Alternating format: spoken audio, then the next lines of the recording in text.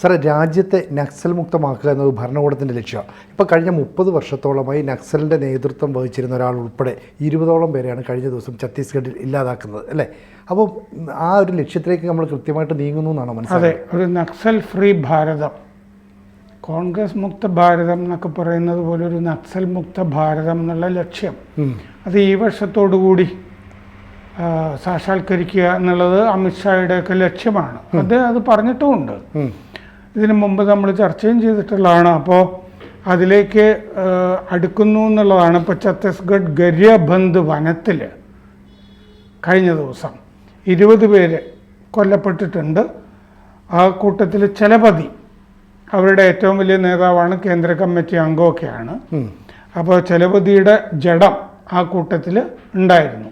ആ 20 പേരുടെ ആദ്യം 14 എന്ന് പറഞ്ഞു, പിന്നെ 16 എന്ന് പറഞ്ഞു അമിത്ഷാ. ഇപ്പം അത് 20 പേരുടെ ജഡം കിട്ടിയതായിട്ടാണ് പറയുന്നത്. ഒരുപാട് ഭീകരകൃത്യങ്ങൾ ചെയ്തിട്ടുള്ള ആളാണ്. മുമ്പ് തെലുങ്ക് ദേശത്തിൻ്റെ MLA കിദരി സർവേശ്വര റാവുവിനെ കൊന്നയാളാണ്. ഈ സർക്കാരിൻ്റെ നീക്കമൊക്കെ രൂക്ഷമായിട്ട് വരുമ്പോൾ തെലുങ്ക് ദേശത്തിൻ്റെ ഒരു MLA 2018 കൊലപ്പെടുത്തിയ ആളാണ് ഈ ചലപതി. ജയറാം റെഡ്ഡി എന്നാണ് ശരിക്കുള്ള പേര്. അപ്പോൾ ഇയാളുടെ തലയ്ക്ക് 1 കോടി രൂപ വിലയുണ്ടായിരുന്നു. ഒഡീഷ സ്റ്റേറ്റ് കമ്മിറ്റി തലവനായിരുന്നു ഈ ചലപതി. മറ്റേ communist CPI ML, Marxist Leninist.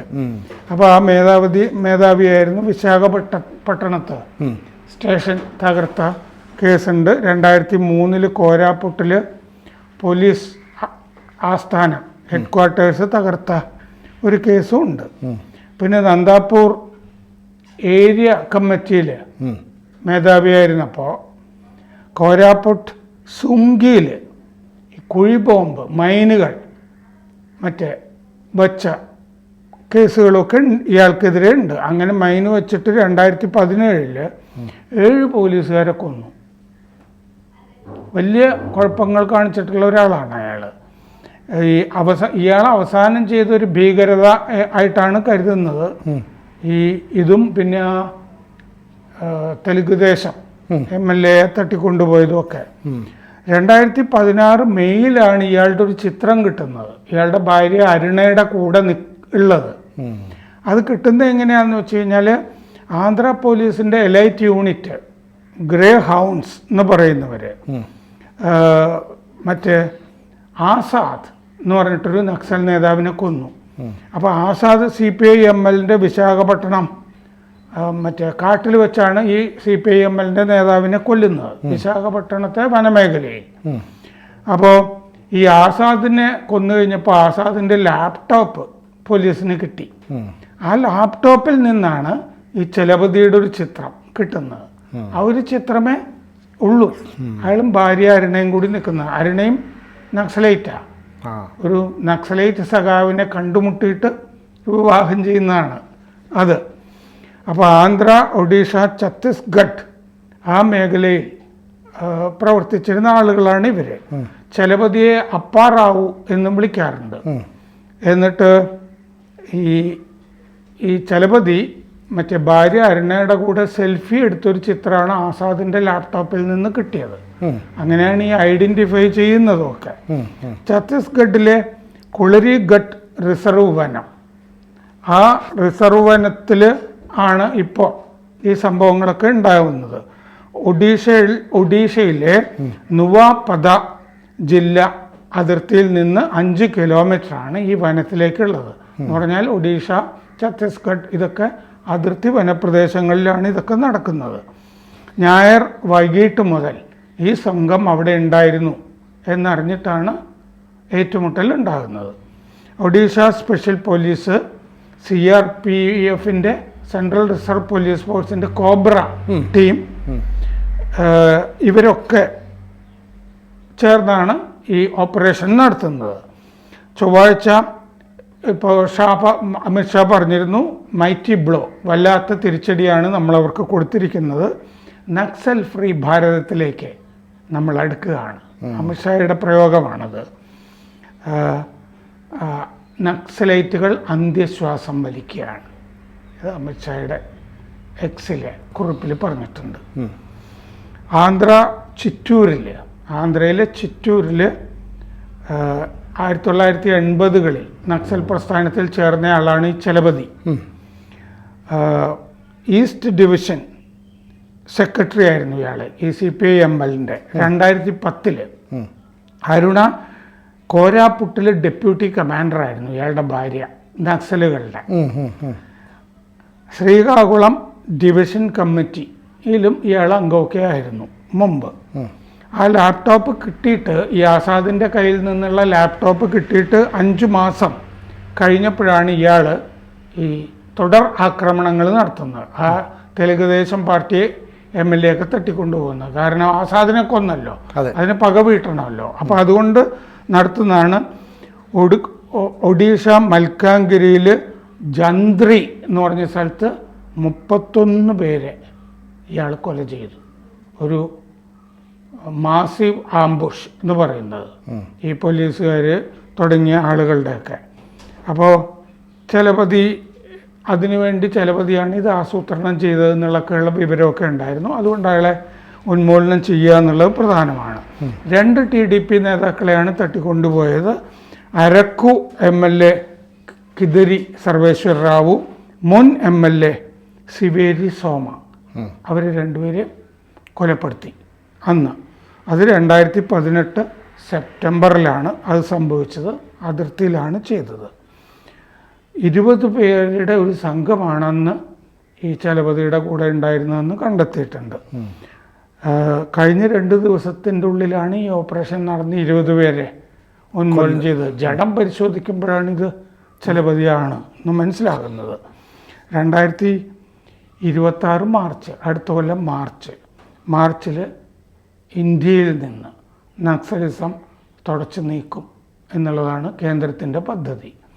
അപ്പോൾ ഛത്തീസ്ഗഡ് ഡെപ്യൂട്ടി മുഖ്യമന്ത്രി വിജയ് ശർമ്മ, ഉപമുഖ്യമന്ത്രി വിജയ് ശർമ്മയും 2026 മാർച്ചിൽ ഈ നക്സലിസം ഇവിടെ അവസാനിക്കും എന്നുള്ളത് വ്യക്തമാക്കി ഇപ്പോൾ ഒരു കുറിപ്പിട്ടിട്ടുണ്ട്, പോസ്റ്റ് ഇട്ടിട്ടുണ്ട്. ശരിക്കും പറഞ്ഞാൽ ഈ നക്സലുകളല്ലേ ഒരു കാലത്ത് ഇങ്ങനെ രാജ്യത്ത് വലിയ അരാജകത്വം സൃഷ്ടിക്കുന്ന രീതി മുന്നേറി. പക്ഷേ അവരുടെ ഒരു കാലം ഏതാണ്ട് അവസാനിക്കും. ഇപ്പോൾ തന്നെ ഈ കൊല്ലപ്പെട്ട ആളുകൾ നേതാവ് അയാൾക്കാണ്ട് 60 വയസ്സുണ്ട്. അപ്പോൾ പുതിയ തലമുറ അങ്ങോട്ട് ആകർഷിക്കപ്പെടുന്നില്ല. പക്ഷേ ഉള്ള ആളുകളെ സമൂലമായിട്ട് ഉന്മൂലനം ചെയ്താൽ പിന്നീട് അത് വളരില്ല എന്ന് പൂർണ്ണബോധ്യം സർക്കാരിനുണ്ടാവും. എന്താണെന്ന് വെച്ചാൽ ഈ സാധാരണഗതിയിൽ കമ്മ്യൂണിസ്റ്റ് പ്രസ്ഥാനങ്ങൾ പലതരത്തിൽ പിളരാറുണ്ട്. കേരള കോൺഗ്രസും പിളരുമല്ലോ. ഇതിൻ്റെ അകത്ത് ഇത്രയും പേരേ ഉള്ളുവെങ്കിലും പല ഗ്രൂപ്പുകൾ അതിൻ്റെ അകത്ത് അങ്ങോട്ടും ഇങ്ങോട്ടും അടിക്കുന്ന പലതരം ഗ്രൂപ്പുകൾ അതിൻ്റെ അകത്ത് ഉണ്ടായി വന്നു ഇല്ലേ? ലിൻപിയാവോ ഗ്രൂപ്പ്, മറ്റേ ഗ്രൂപ്പ്, പിന്നെ ചൈനയെ അനുകൂലിക്കുന്നവർ, വേറെ ആളുകളെ, ഇപ്പോൾ ദിമിത്രോവിനെ അനുകൂലിക്കുന്നവർ, ഇങ്ങനെ ചെറിയ ഗ്രൂപ്പുകളായിട്ട് ആഗോള പ്രസ്ഥാനത്തിൽ ഓരോരുത്തരെയും നോക്കി ഇങ്ങനെയാണ് ഇനി മാർക്സിസം വേണ്ടത് എന്നൊക്കെ പറഞ്ഞിട്ട് അങ്ങനത്തെ ഗ്രൂപ്പുകളായിട്ട് തിരിഞ്ഞ് ഇവർ നടക്കുന്നുണ്ടായിരുന്നു.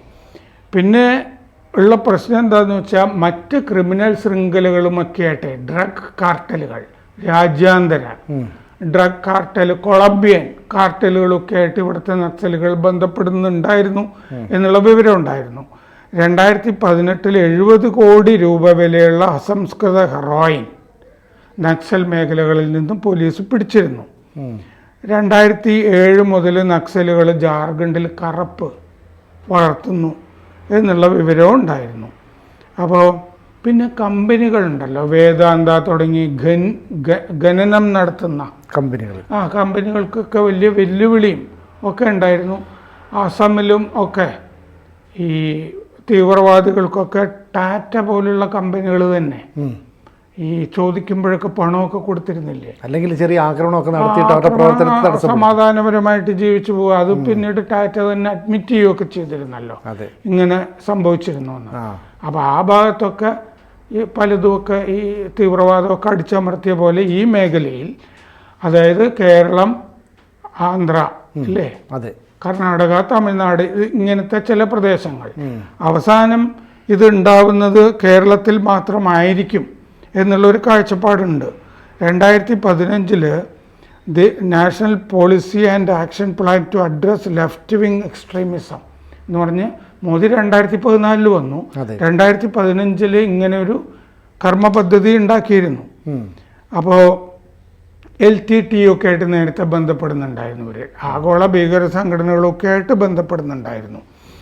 അപ്പോൾ 2017 കേന്ദ്രം മാവോയിസ്റ്റുകൾക്കെതിരെ സമാധാൻ എന്ന് പറഞ്ഞ ഓപ്പറേഷൻ പ്രഖ്യാപിച്ചിരുന്നു. ആ സമാധാൻ്റെ ഏറ്റവും വലിയ വിജയങ്ങളിലൊന്നാണ് ഇപ്പോൾ ഉണ്ടായിരിക്കുന്നത്.